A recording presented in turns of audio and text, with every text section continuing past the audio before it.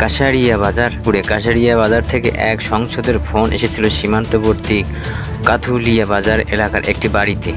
দেশের পরিস্থিতি অশান্ত, তাই স্ত্রী ও 4 সন্তানকে নিয়ে কিছুদিনের জন্য দেশ ছেড়ে ভারতে নিরাপদ আশ্রয় চান তিনি। ওই ফোনের কিছুক্ষণ পরে কাথুলিয়া বাজার থেকে ফোন আসে নদিয়া করিমপুর 2 ব্লকের রাউন্ডবাটি গ্রামে। মিনিট 5-এর কথোপকথন। যিনি আশ্রয় চেয়েছেন তার প্রোফাইল, রাজনৈতিক ঝুঁকি, আর্থিক সংগৃহীত ইত্যাদি সংক্ষেপে জেনে নিয়ে জানিয়ে দেওয়া হয় ভারতে সংসদের পরিবারের সদস্যদের মাথাপিছু খরচ পড়বে ভারতীয় মুদ্রায় 1 লক্ষ করে টাকা।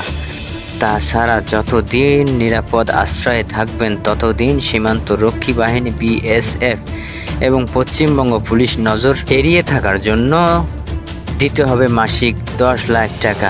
খানিক দর কষাকষির পরে ঠিক হয় সীমান্ত পার করাতে নিতে হবে 1 লক্ষ টাকা নয়, মাথাপিছু 70,000 টাকা, আর আশ্রয়ের জন্য মাসিক 5 লক্ষ টাকা।